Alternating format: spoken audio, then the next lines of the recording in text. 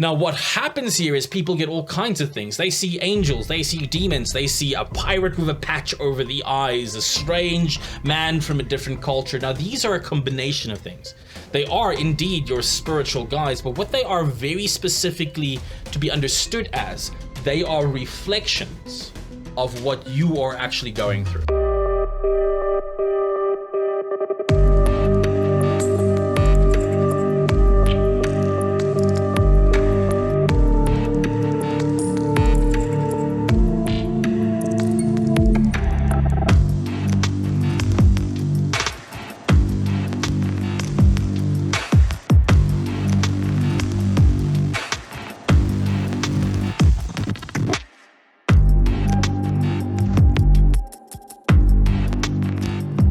Hey there, sinners. It's Adam Knox, and welcome to another episode of the Cult of You.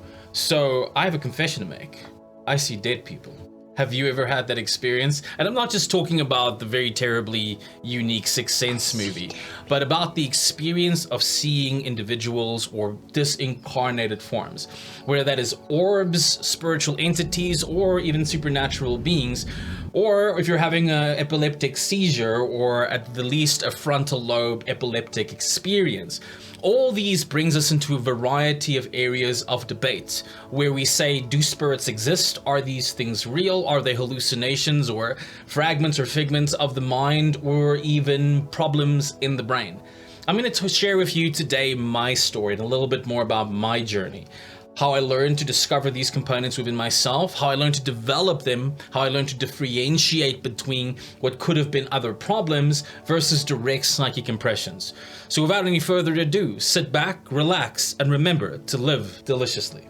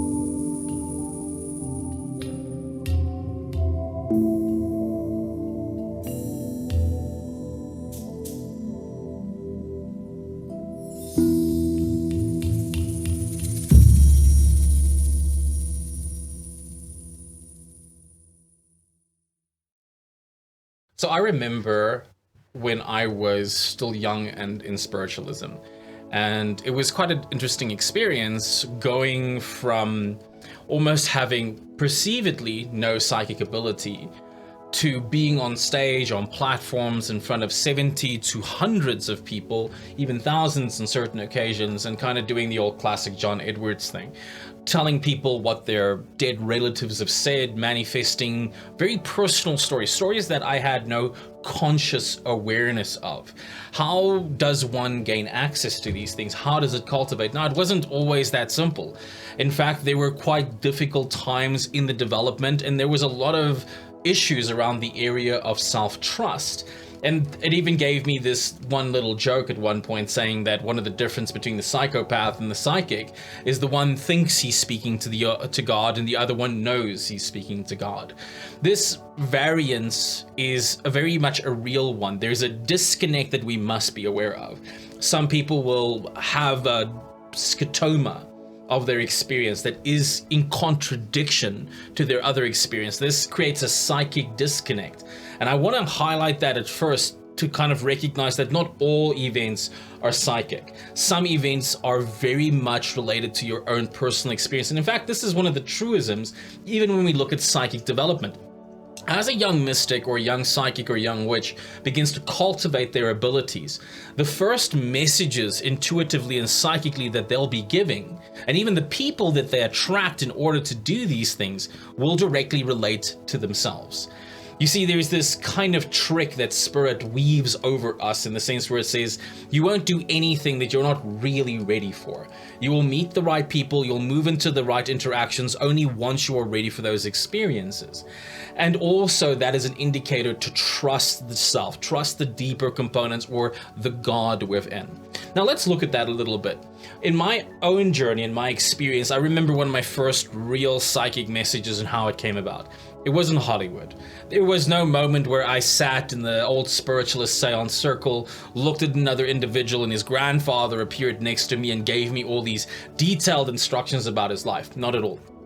My first event was quite simple. I was sitting in a circle group and there was an individual sitting in the corner of the room. So sitting in the meditation circle, I looked over to the corner of an individual that caught my attention. Now, just one thing to keep in mind, this didn't spontaneously happen. We were already going through a meditative experience, which means certain things were already in place. I was in trance. Firstly, we went through a guided visualization, so I've engaged my active imagination faculty. These two being in place, as I opened my eyes, looking upon the individual, I started perceiving certain things. And as I mentioned, this wasn't the Hollywood grandfather that showed up or anything unique like that. What happened was quite simple. I looked at the individual and I saw what seemed like this light coming up. But then as that light came up, a shadow started to formulate around it. As the shadow started to formulate around the individual, I saw a Graham Hancock book. Now, if memory serves me right, it was kind of the opposite way around. I saw the Graham Hancock book in the person's hand. I saw this light activate, and then I saw this shadow figure kind of taking over it.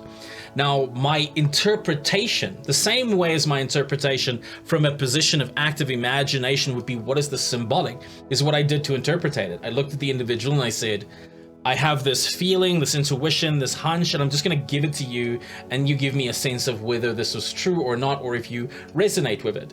And I said, I believe that you are currently doing a lot of research, and I think maybe this could be in the lines of Graham Hancock or other ancient culture philosophies. And what happens to you as an individual is you start experiencing this moment of enlightenment, this aha, this higher way of thinking. But then your reasoning, your logical, your realistic self kind of gets into the way. And it almost disperses that thing and you're back on the research path. And the person was quite blown away by this little bit of data. And again, I didn't get that as direct information. Symbolically in my mind, I saw the book, I saw that he was researching. I saw the light activating, the light going on, so to speak. And then I saw the shadow, which to me represented the realistic energy, the kind of rational faculty of the brain starting to take over and kick in.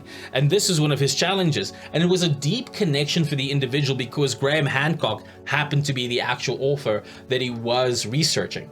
Now, as I progressed with this, what this allowed me to do is to cultivate a sense of trust, faith, if you will, in my own intuitive and psychic abilities. But those would not always serve me very well. Sometimes I'd have intuitions and they would turn out to be completely wrong. And spiritualism has a classic saying that really describes this, and they refer to it as the God thought. When we experience or connect with someone or something, there's almost a sense of immediate knowingness that comes up. We intuitively understand, we have an awareness of something. But then we very quickly rationalize or justify that. And this is the descent. In the descent, the moment a thought or impression has a dual nature, it has an opposite, there's a mix of feelings and emotions that comes around it, it has officially become distorted. It's no longer the actual thing. In fact, it is most likely the practitioner's own psychological projection. And this is the one thing that we're constantly battling with, and hence the term clairvoyance. Clairvoyance, clairaudience, clairsentience, all the quote-unquote titles that the medium develops, these simply mean clear seeing, clear hearing, clear feeling. And this indicates, for it to be effective, that we have first cleared our drama. We have cleared our own psychic and psychological projections, our misbeliefs. And this is a very important thing because it helps us to understand some of the manifestations of different mediums.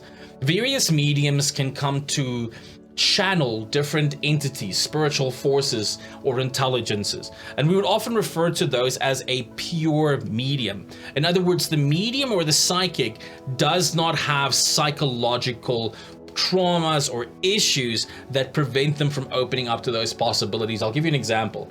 If hypothetically you've operated from a worldview or a model of reality where all men are bad, all women are bad, or anything like that, an entity that comes and brings a teaching that's liberated from that will have problems bringing that through to you, because your subconscious mind will actively create resistance between you and the message and the data. We fundamentally prevent ourselves from gaining data due to our own bias. It's a very interesting phenomena that we know even when we go out and buy a new car or a new house, or we get in a relationship with somebody that now has blonde hair or dark hair. Suddenly we notice this everywhere. You may have never discovered anything from occultism, but now getting immersed in it a little bit, you see the world almost through occult eyes. There's evidence and proof of this new thing, and what has happened is, by alignment to this idea, your entire reticular formation now finds evidence or proof of it. It backs up whatever your paradigm or your methodology is. We see the same idea reflected in classic occult texts such as the Abramelin. In the Abramelin, Abraham says in the text, he says that if you were a Christian, be a Christian. If you were a Buddhist, be a Buddhist. And he's not telling you not to practice the path of magic.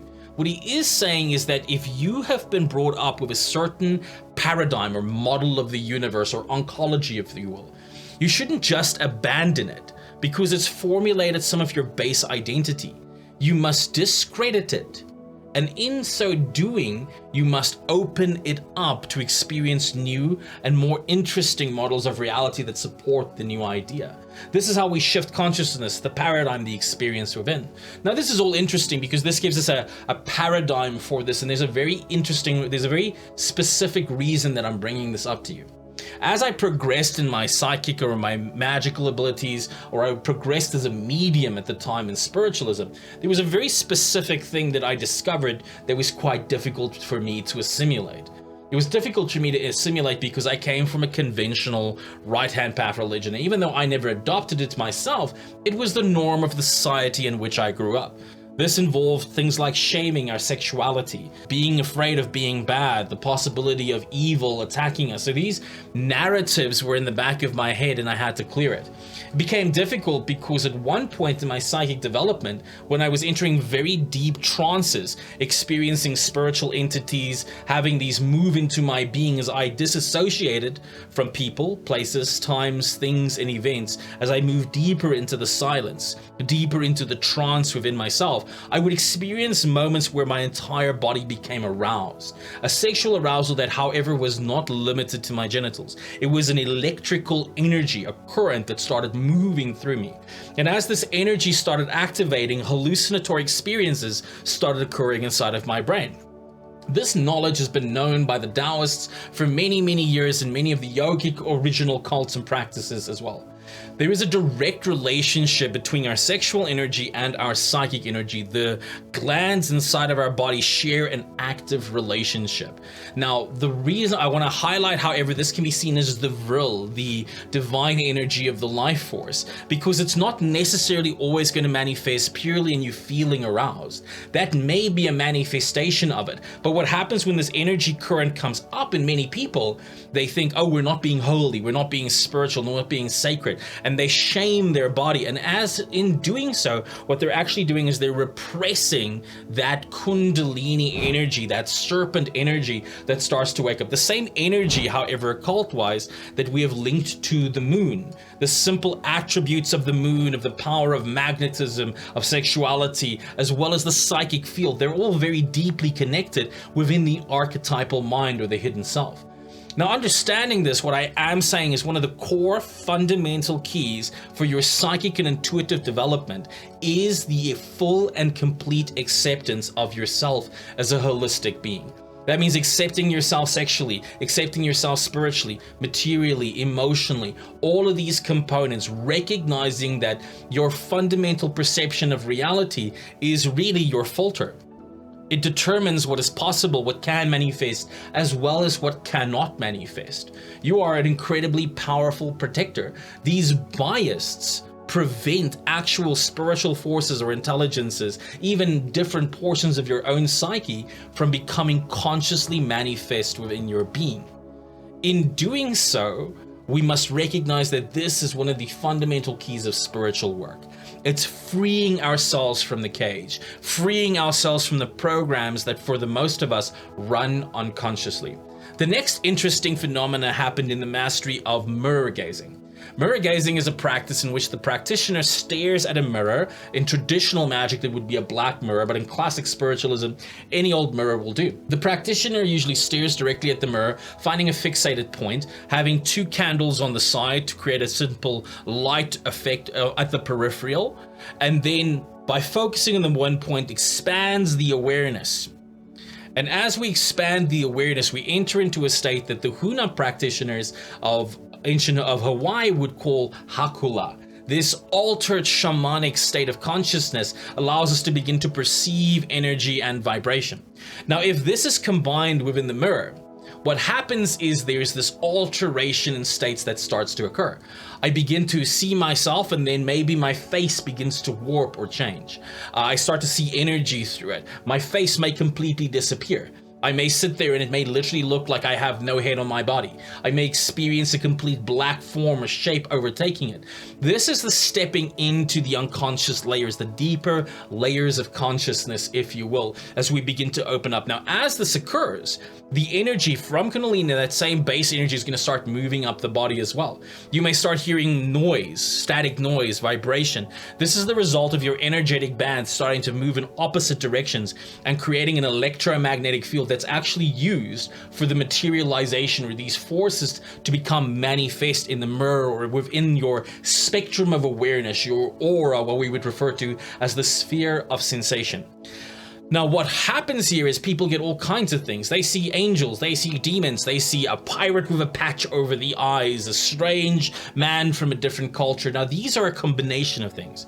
They are indeed your spiritual guides, but what they are very specifically to be understood as is from a text known in the old classic Golden Dawn and other historical magical societies, where we'd say, I am the exorcist in the midst of the exorcism. This idea is very important, because the entities that manifest in you and through you at this point in your psychic development do so because they are in psychic rapport with you. I say that again. They are in psychic alignment or psychic rapport with you. In other words, they are reflections of what you are actually going through. So in other words, if you have a portion of yourself that's traumatized, if you have a portion of yourself that has judgments or fear or negativities, it will be the kind of spiritual entities that are attracted to you, that are reflected to you. So yes, that has a multi-level correspondence. It could be, we could equally say that these are archetypal forces of the psyche, but this gives us the Hermetic principle. As above, so below, as within, so about. These direct correspondence in the psyche directly reflect the higher and has a magnetic relationship to it, the doctrine of correspondence, if you will. Now, what we do here is the important thing. The neophyte, the beginner, will look at the mirror and get very freaked out because suddenly they see a person that has half their jaw locked off, or they have half their eye cut off. And instead of being freaked out by what you're seeing at this level, really recognize the reflection to yourself at a psychological level. You may see an individual with half their face cut off. Maybe you are avoiding another part of your nature. Maybe your own shadow self and your conscious self are separated. And until you solve that split, that manifestation, that quality of entity will always be there. I am the exorcist in the midst of the exorcism means when I change, the spiritual hierarchy around me changes because I am the source of my reality and creation. This gives us the insight into what actually happens with magicians and how our magical practices are.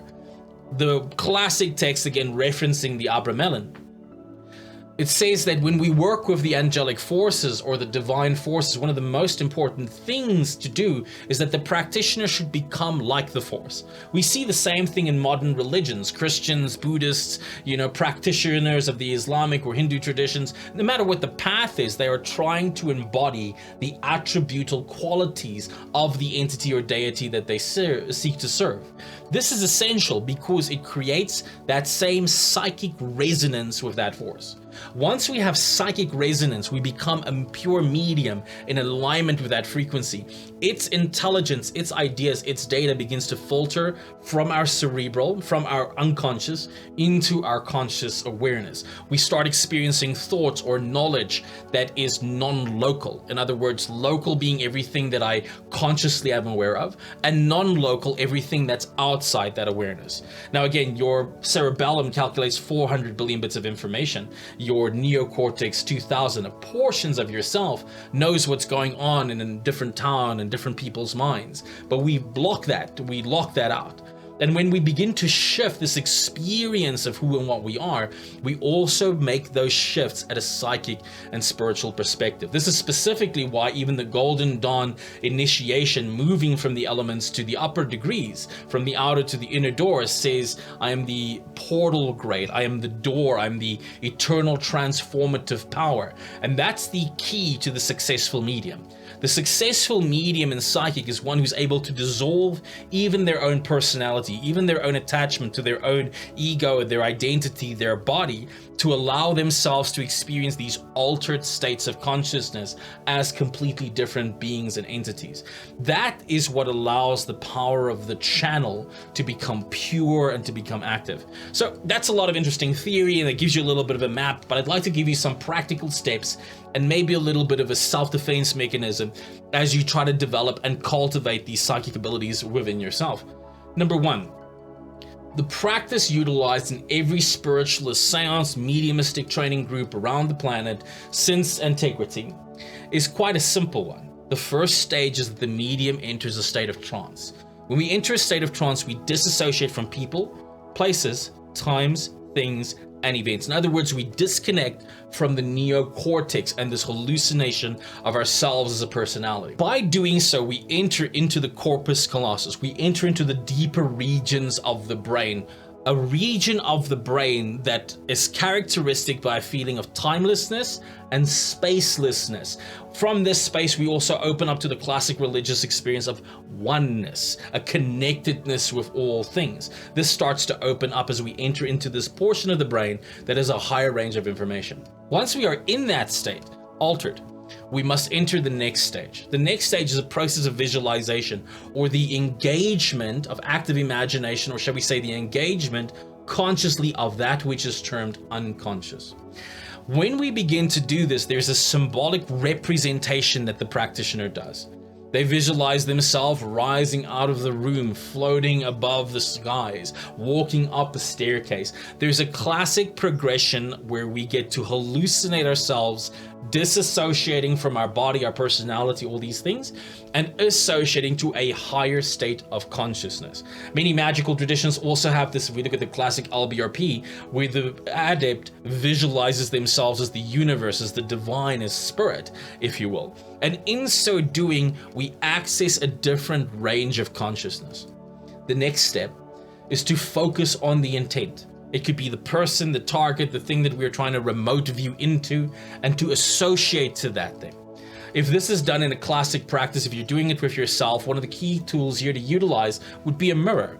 Using a mirror and then slightly opening your eyes, not all the way, because you want to maintain that altered state of consciousness. And here's the other key. The practitioner looks forward and slightly up in that kind of blink state. And what happens here is we're actually maintaining the alpha brain frequency, allowing ourselves a deeper state of trance. We breathe, and by breathing, we enhance the energy. Your brain and your consciousness will start to produce various forms of hallucinations, and you may struggle to keep a cognitive hold of that. The key to help you with that is breathing. Breathing energy. Breathing is energy, and you can use energy to feed the vision, allowing it to expand and to become richer. As you do this, your state of consciousness will alter, and the same thing would happen if you're working with somebody else.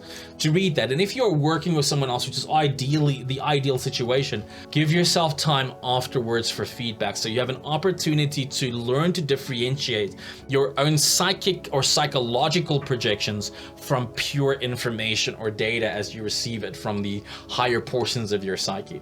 Now, that being said, that's a very simple process or methodology you can use to start developing it, and practice is the key. You don't go to the gym one day, work on your bicep and think, I'm the boss. You may feel like you're the boss, but you're only going to actually be a boss by consistently committing and going in and recognizing that it's going to take time to develop. Now, here's the same thing that needs to be kept in mind. You can overwork that muscle. You can overexhaust it, and you may need some psychic rest. That's why sometimes you'll go through a deep visualization and magical exercise, and then for a few days afterwards you can't even imagine, you can't even picture anything. It's because it actually is the same principle as a muscle in the psychic body of our being. A side effect of this that many people tend to experience when you begin to do this, you may experience senses of random irritability. You may experience headaches, pressures, pains quite often. These are natural, they are normal. In fact, we can look at people like H.P. Blavatsky and many others, classic psychics or philosophers that were very irritable people.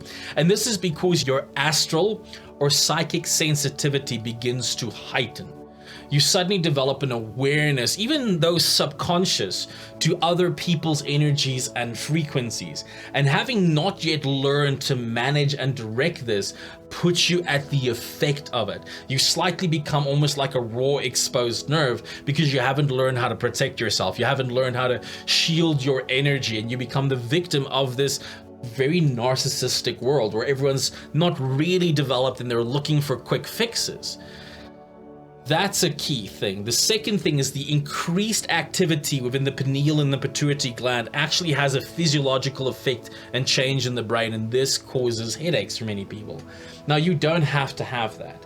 You can have a better experience. Firstly, the same thing that we spoke about with the sexual energy and the breathing energy. If you practice a system like Taoist yoga, you can learn to breathe that energy through, for example, the microcosmic orbit. Please search online, Dr. Master Mantak Chai. There's many techniques on the microcosmic orbits to help you. This activation of the energy system means you have more energy available for the manifestation of psychic phenomena. That'll help support those experiences. The second one, get trained, get support. Because here's the side effect. A lot of people have mediumistic abilities, but they don't have control over them. And because they don't have control over them, a psychic phenomena begins to happen and then they freak out. They get nervous. And here's the biggest danger. The moment that happens, you create a hypnotic program that says you're not in control, this other thing is in control. And by giving it the control through that, it starts to become autonomous. It starts to have an impact on our life, and this is one of the key causes behind various poltergeist-like events and activity. That's why one of the fundamentals in any good spiritual philosophy is to take back the power. And anytime you go to a psychic and a mystic and they are a doom prophet, they're trying to tell you about this danger that they're saving you, that is a false psychic. No true person that has actual contact with higher intelligence will give you such a message. Spirit will not say to you, oh, this trauma is coming. Spirit will say to you, for example, it's time to move into a different direction. They will not create fear states inside of you because Spirit has the awareness that these things have a certain impact, and as humans, we're going to fixate on that. And spirits are also not in the emotional spectrum like we are. They're not in the duality. And because of that, they don't need to manifest in the same trauma. They don't need the same ego validation. We see it all over Facebook, people trying to validate the spirit or the entity or demon. How does an entity or a being that exists outside of time, space, personality, ego need any of those things? These are not manifestations of the spirit. They are manifestations of an individual's psychological state of development. And that, coincidentally, is the very thing that needs to be perfected for them to actually experience true contact with the spiritual dimension. I hope these ideas have been useful for you. I hope that you found some value inside of this, but I would like to end this conversation with a classic idea of mine. Practice your occultism responsibly. Find yourself working with experts or do your research properly. and recognize, a message that we've echoed a lot over this. If you start progressing at a level, it goes too fast, and the phenomena and the events are too intense, step back. You don't go into a gym and suddenly just lift the heaviest weight when you haven't built the muscle foundation. The same thing is true in your magical and your spiritual practices. This is not a self-help process. It's not a Udemy course that gives you one step, the other step, and you finish it in a week. We all as individuals develop naturally within ourselves. And you need to find those deeper parts of yourself that are communicating with you. Because the more important thing than your capacity to speak with the dead or with those of the spiritual dimensions is firstly your ability to get in touch with the parts of yourself that have been repressed. The parts of yourself that has been conditioned by society and religion and may have been repressing your true will and your true spirit. Learning to love yourself is the single most fundamental art. Learning to accept yourself and listen to the communication coming in from your own unconscious in your own body is a prerequisite for healthy psychic function. I hope that's been useful for you, and I'll see you in the next episode. I've always felt a little different, a little uneasy between regular folk. A bit of a dreamer, a lost cause, a little non-ordinary, some would say. I think I've always just been this way. My mother said I was special, my father thought I should be feared. But I knew that witchcraft coursed through my veins the first time I tasted the lips of the goddess inside the rain. Yes, I'm a witch, it's true. And sure, we are the ones who believe in the beauty of nature, who believe in the things science absent of art cannot explain, who instead of religion would have romance. And sure, you may think we have lost our way, when in the world of predictable things we have such unfamiliar things that we would like to say. But maybe in a world so cold and alone, a little unfamiliar is exactly what is needed to show us the way home.